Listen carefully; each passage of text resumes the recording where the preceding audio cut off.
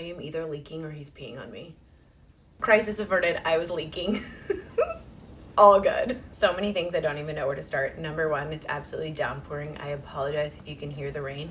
Hopefully it's becoming like a nice subtle backdrop to this video, just like adding a peaceful ambiance. Two, I'm new to baby wearing. I can see his nose, I can see his mouth. I posted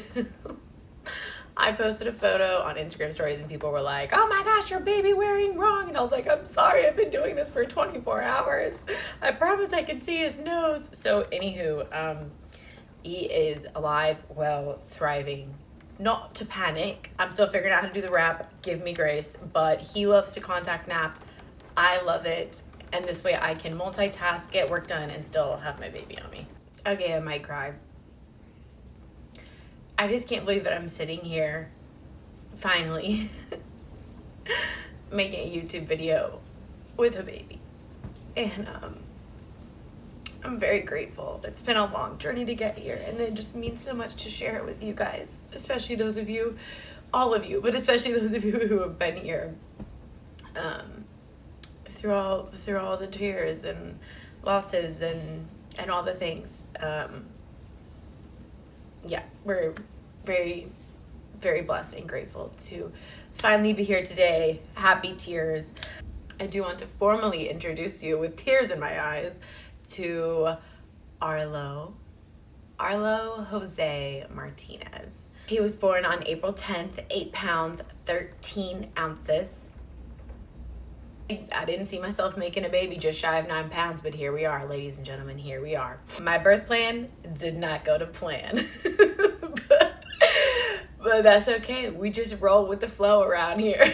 I'm going to walk you through everything that went down. But first, I want to give a massive, massive thank you to Ritual for sponsoring this small portion of today's video. I've been taking 2 of Ritual's postnatal multivitamins every single day. As you can see, I'm about halfway through them. This is a reminder for all of my moms that you have to take care of yourself after giving birth in order to best take care of your baby. I have found this to be so incredibly true time and time again, and I have learned this the hard way. Some days when I don't eat and then I become hangry and then I don't take care of him very well, or I don't drink water and then I'm not producing as much milk. And switching from a prenatal to a postnatal after giving birth is super important because your nutrient needs change after giving birth. One of the biggest things for me with this vitamin in particular is that it's chock full of omega-3 fatty acids, which is really great and important for women who are lactating. So I have not mastered breastfeeding yet. Maybe we'll cover that in another day, but I have been exclusively pumping, and your girl is a cow. I average 8 to 10 ounces per pump. Okay.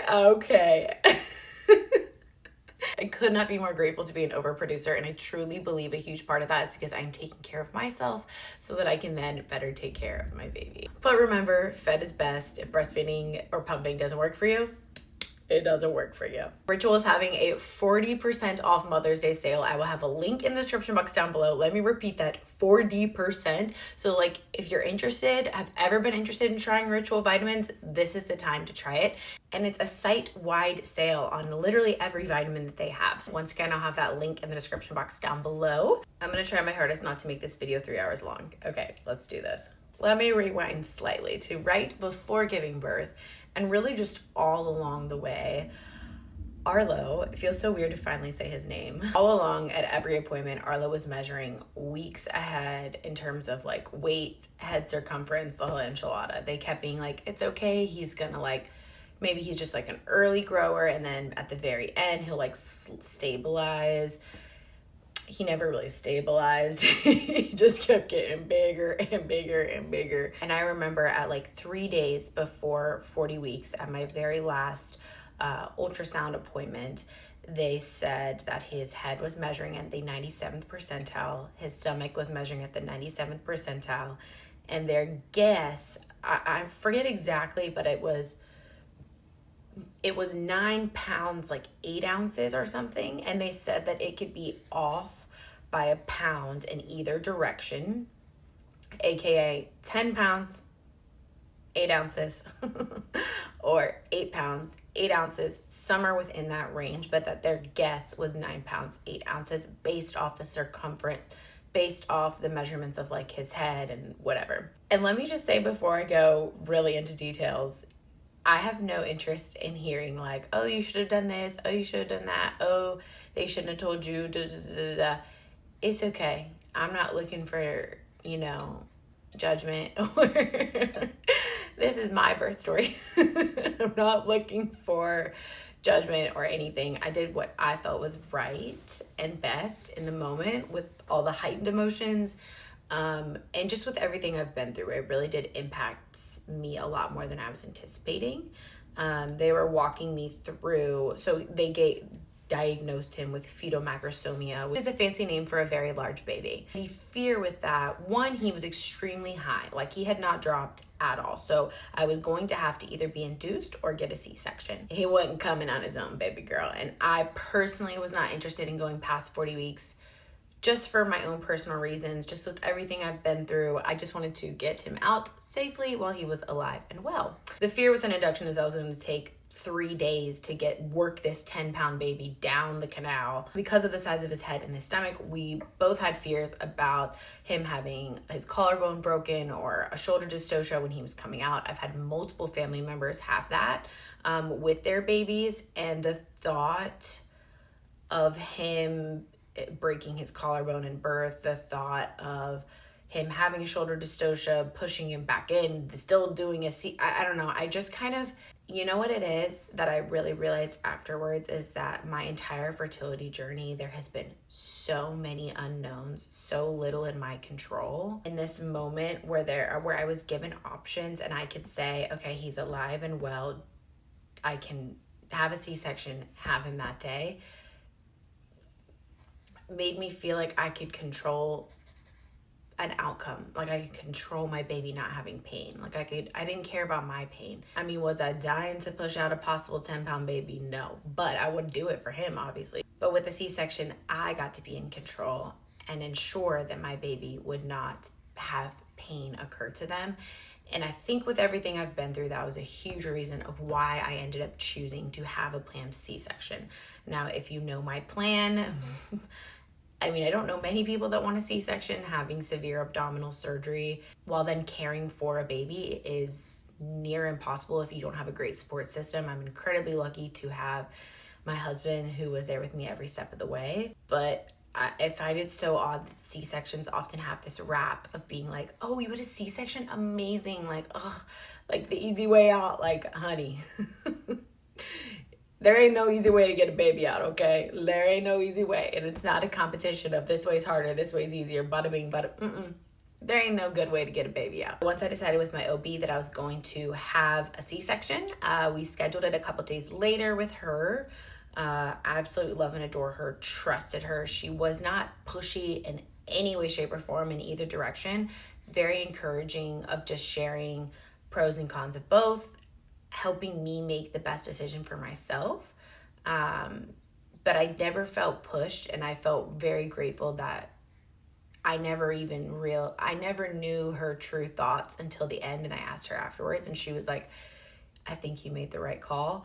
After we had the baby, but she was not pushy in any way, which I really, really appreciated. She wanted me to do what was best for me and for us. And it was so weird. Like the night before, I literally couldn't sleep. I probably slept for like 2 hours. I was just sitting there thinking, I'm gonna have a baby at 11 o'clock. Like at 11 o'clock, my surgery's gonna start. Boom, boom. I have a baby. Like it was so weird knowing I'm gonna have a baby at 11 o'clock. It's just bizarre. You don't eat or drink anything for 12 hours the night before. Got there, I had everything packed that I had packed in the video previous to this, and a lot of you told me a few things to add and take out. I was actually very happy, honestly, with everything that I had packed. I could probably adjust some things, but I felt like we had everything we needed, and I didn't feel, if anything, we were overpacked, but I was grateful that we weren't like missing anything. Got to the hospital, checked in, did all the things, got to like a triage room, and began the process of blood work. I decided to donate my placenta. I don't know if that's controversial. Let's not start that conversation here, but they said that it would be used for burn victims, so I donated the placenta, checked off on everything that I wanted. We did end up doing the vitamin K shot.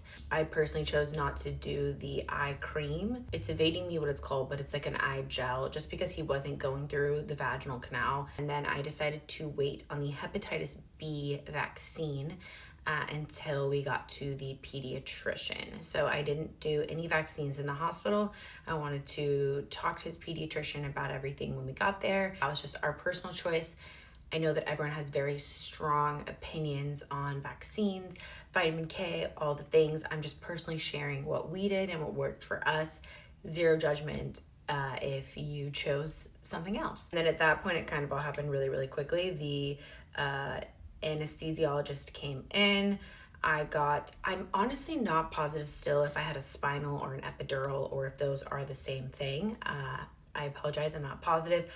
I did not think that it was that painful. It felt like a bee sting, maybe. Like, I just remember going, and then that was it. Like, I've heard people say like epidurals are extremely, extremely painful, and it's certainly, everything is so different for everyone, right? But I personally did not find whatever I got, spinal or epidural, to be like excruciating or anything. I told them that I was very afraid of getting sick and asked them to give me some medication. I believe they gave me Zofran to help me not throw up, and then I took some drink to help. That was actually pretty disgusting. As everything was like going into my system, my blood pressure started dropping really, really quickly. Daniel was sitting in front of me holding my hands while they were giving me the epidural, and then my blood pressure started to drop very, very quickly, and kind of like the mood in the room shifted, and they were like, okay, sir, like, get up. The lady came over, she was like looking at the blood pressure. The room started spinning. For me, like, it did not go to plan. They started, I don't really know what exactly, I'm not a medical person, but giving me different things to help get my blood pressure to go back up, and quickly put me on the, quickly wheeled me into the operating room, and I proceeded to throw up everywhere. And I mean everywhere. And the worst part is that, like, there's nothing you can do. Like, your body is numb. You can't, like, stand up and go to the trash can, or like, you know, like, you're just like laying on your back. And I just remember, I couldn't even verbalize it. I just remember thinking, I'm about to throw up everywhere. And I just turned my head to the side and just you get the picture. And the hair on my face running down the neck, the whole enchilada. It was embarrassing. I just remember, all I remember is saying, I'm sorry. I'm so sorry, guys. I'm so sorry, guys. They were like, stop apologizing. And I was like, this is so embarrassing. I was like, I'm so sorry. I'm so sorry. And I just kept throwing up. It was unfortunate, but everyone was so kind. I just kept apologizing and throwing up and apologizing and throwing up. At this point, unfortunately, I was still alone. Daniel had not come into the operating room yet. He was like scrubbing in. And then he came in and he was like, hey, he just immediately said, you're doing great. And I was like, did they tell you I threw up everywhere? And he was like, yeah, but you're doing great. And I was like, okay, thank you. In the weirdest way possible, I was so grateful that I got all the sickness out before he arrived. If they would have been like handing me the baby and I'm throwing up, like, I was just so grateful that I felt so horrible, got it all out of my system, and then it was done, and I could actually somewhat enjoy him being born. And what I will say I felt, well, I did not feel pain, as I felt severe pressure. And I remember her saying, you're gonna feel some pressure. And then I remember cursing in my head. I don't curse. And I remember saying, holy, in my head, because it felt like an elephant was sitting on my chest, or like on my stomach, just on my body, like the top half. It felt like they were, like an elephant was sitting on me or something, just so much. And then she kept saying, wow, he's really high up here. And she was talking me through everything. She asked me beforehand, do you want me to talk you through everything? Do you not want me to talk you through everything? I was like, yes. She's like, okay, we're making the incision. Like, I liked knowing what was going on, because there's a blue curtain in front of you. You can't see anything. You're just kind of laying there like, oh my gosh, what's going on? So I personally liked her talking through everything. My husband was sitting right beside me, holding my hand. And I remember him saying, we've waited so long for this. And then I started to cry, like, just like teary, happy, excited, like just a roller coaster of emotions, really.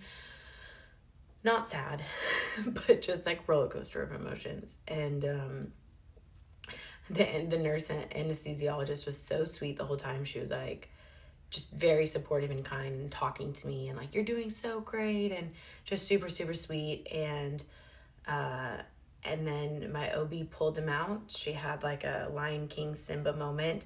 They pulled down the blue curtain and had a clear drape. I asked for that.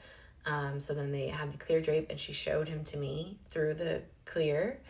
And it was the most surreal, shocking moment of my life. I couldn't fathom that was my baby. Like, I just kept thinking, like